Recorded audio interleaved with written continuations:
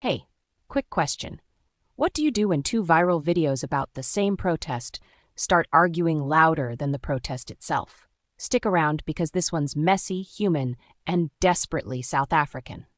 So here's the scene. A white South African woman posts a worried video asking people, please don't destroy property during the youth march on 24th September. She's pleading airports, national roads, banks, schools, hospitals don't get damaged. She says she's scared for her business and for the economy. That message lands with some people like an innocent warning. With others, it lands like someone telling the oppressed how to be oppressed politely. Then a young black South African woman posts a response. She doesn't just disagree. She goes back and forth directly with the first speaker. And what she says is sharp, personal, and full of context. She explains that this is a youth-led march. The youth asked adults, celebrities, and political parties to step aside. She reminds everyone that asking to protect businesses without listening to the reasons people are marching is tone-deaf. She points out lived realities, waiting in long queues at home affairs, facing corrupt interactions with police, not having water or electricity but being expected to cope anyway. She says her ability to buy solar panels doesn't erase the fact the system is broken. It just shows privilege exists alongside the pain. Here's why both sides feel real to them. On one hand, property damage can hurt ordinary people, employees, small suppliers, school kids. On the other hand, the march isn't about vandalism. It's a protest against structural failures, unemployment, corruption, poor services, things that push people to a breaking point. The response video warns against adults hijacking a youth movement and labels that behavior as a kind of modern colonizing, deciding for others what their priorities should be. Let's unpack three important things this back and forth shows us. Number 1, protest etiquette. Who gets to speak? The youth explicitly asked for autonomy. When outsiders step in and say, don't do X, it sometimes comes across as silencing rather than helping. If you genuinely want to help a movement, listen first, then ask how you can support without taking over. Number 2, privilege and perspective. The woman warning about airports and businesses is speaking from anxiety about loss. Understandable. But the response points out that some people can't even access basic services, so their priorities are different. Privilege isn't a moral failure by itself. It's an explanation for different lived experiences. Being aware of that difference matters. Number 3, solutions versus optics. The responder is blunt, signing petitions, demanding accountability, and forcing businesses to pay taxes and follow hiring laws are the systemic fixes.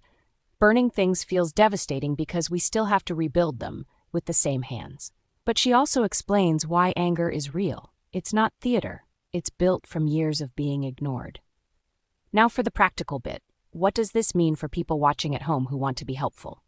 First, check who's organizing and what they asked for. If youth say step aside, step aside. If they ask for legal aid, crowdfunding, or media amplification, do that. Second, remember that protecting the vulnerable includes protecting livelihoods, but also protecting the right to be heard. The trick is balancing both without deciding for the people directly affected. Third, if you're worried about economic impact, push for the systemic changes the responder mentions: fair taxation, lawful hiring, and accountability for corruption. Those are long-term fixes, not fast Instagram moralizing. Let's be honest, social media turned one plea into two megaphones shouting past each other. Neither video is a villain origin story. Both women are scared and angry in different ways. The constructive move is to move from shouting to listening, from viral outrage to organized action. If you care about South Africa, and I know a lot of you do, that means showing up on the terms the organizers set, demanding that businesses and government pay taxes and obey the law, and supporting youth-led initiatives in ways the youth actually asked for. To wrap up, protests are messy, so are responses. The real test isn't who yelled louder on TikTok, it's whether we use that rage to build a practical plan that includes jobs, better services, and real accountability. If you want to help, don't just hit like. Find out what the march leaders are asking for, sign petitions they endorse, support legal observers, and push for structural fixes that stop the cycle of anger. If you like this breakdown, share it with someone who's been scrolling past the noise. We need more people thinking, not just reacting. This is my second attempt to appeal to the organizers and the youth of South Africa planning a march on the 24th of September. Please don't skip. This is what privileged, disrespectful, out of place people look and sound like. Share this video, like it if you cannot share it, comment so we can have as many people as possible on these. Please do not shut down airports, national roads, reserve banks. Do not cripple our economy. This is not what you want. To the organizers of the protest, please ensure that they don't destroy businesses, schools, hospitals, or hurt anybody. I am not immune to the corruption because you see me as privileged. This is a cry of a woman who's worried about her business and what's coming through the airport on the 24th of September. She doesn't care about the youth, the pain that they're facing, their struggle. That's why she's calling them criminals before they started marching. She's calling them criminals before they delivered their own memoranda. She's not listening to them when they say, we don't want adults, political parties, or anybody involved in this. We want to do it ourselves. She's worried about herself, so don't let her fool you. I still wait in the home affairs line. I still get bribed to continue criminal cases. I still get pulled over where police officers try to bribe me. I still have to deal with the corruption in this country. And when you guys target businesses, bear in mind that what is keeping this country together. This is not about you. This is a youth march. You're not youth. This is a march for people who are not privileged. You are privileged. This is a march of people who are disregarded and forgotten and abused by people who are bribing you. At least you can be bribed. Bona, they're forgotten. When you get angry at the privileged, understand that they're the ones single-handedly keeping infrastructure together. What this country needs is more people contributing to their tax so that we can help fix it. Business people are the problem because they're hiring illegal immigrants and paying them under the table. They don't pay tax. When business people start doing the right thing and hiring people who can be taxed, then there'll be more people contributing to tax. They are the problem. We're not stupid. You think we are, but we're not. Currently, the top 4% of taxpayers, approximately 304,000 individuals, account for 52.7% of total personal income. And you don't see anything wrong with that. You just like being part of that 4%. Yes, you as velela. Businesses contribute significantly to saving this country. So if you want to burn and loot businesses, understand that they are helping keep this country afloat. You see, for me, that's the most offensive thing you've said out of all the nonsense that you've said. Our youth want to self-actualize. They've asked us, all of us, to step aside. When you are inserting yourself where you don't belong, calling them all sorts of names, calling them criminals before they started, that you need to do something about. You need to be better. Anyway, I digress. The point here is that our youth and our people know what the business people are an issue. If businesses obeyed the law and paid tax properly and they hired who they're supposed to hire, we would have more people paying tax, we will have better infrastructures, and we wouldn't even have this big immigration issue. We wouldn't have Ududula. Hey, if business people did what was right, we wouldn't be having this march. And our kids, they know that. But they've already asked you, step aside, don't get involved. But when you try to get yourself involved in things you don't belong. So since everyone keeps saying, am I going to be a part of it? Absolutely not. I doubt anybody asked you if you're going to be part of this, because the youth is clear. They don't want adults. They don't want political parties. They don't want celebrities. They don't want to be endorsed. They want to do this by themselves. Maybe somebody asked you, and they don't listen like you. They need to learn to listen. But what I have done is I've created a petition for all South Africans. Now, if you do not want to take part of this march, then please sign this petition. You know, a simple definition of a colonizer is somebody who goes to a people and tells them what the issues are and comes up with a solution without including those people. And if those people say, no, we have a better solution, or we think this and that, they use a wrath to go and implement whatever they want because they feel they know better and they have better resources. And now, I'm not calling you a colonizer, but that's exactly what you're doing. The youth said, we don't want anybody to be involved. It's our thing. We have our own solutions. We have our own demand. We have our own memorandum that we're going to hand over to the government. You said, no, those are not the issues. And those are not the solution. You even went to a point of writing your own memorandum. After they told us, even black celebrities, they know, they said, okay, we hear you, we're going to step aside. We are all stepping aside. Marwena, you're not listening because You think you are better. It does not matter my skin color. I too am extremely angry with this country and the state of our government and how much they steal and talk and pretend that they care.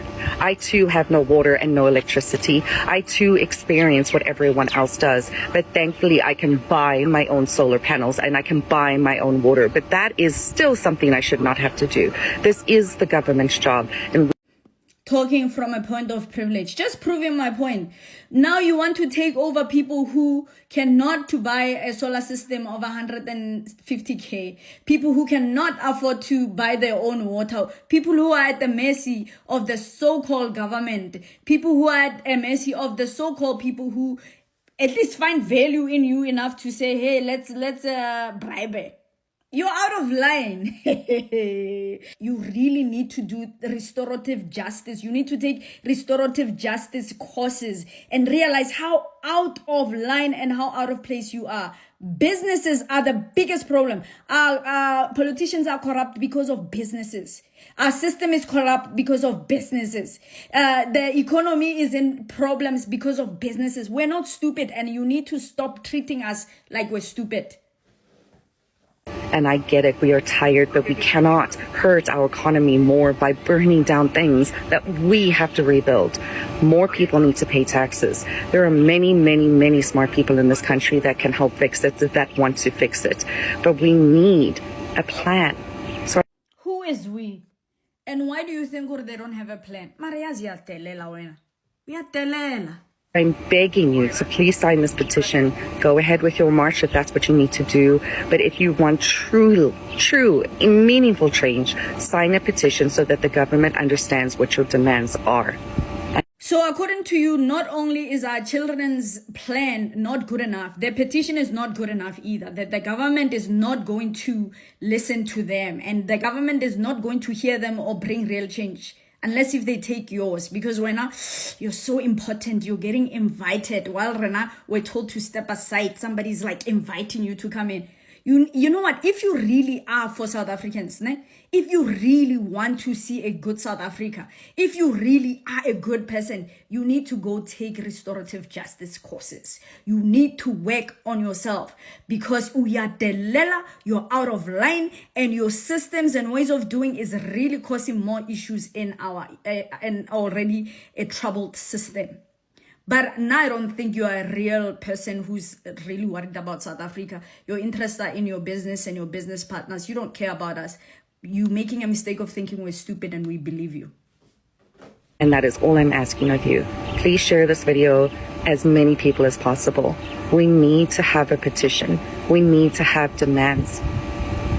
Somebody please tell her, but I know she's not going to listen because her type don't listen.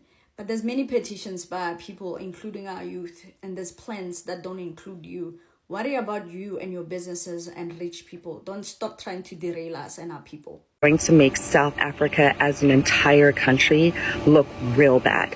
And I don't stand for that either. The country looks bad already, but we don't care about that. Our people are suffering. They don't have jobs. They don't have food. The education system is horrible. Wabana privilege is a problem.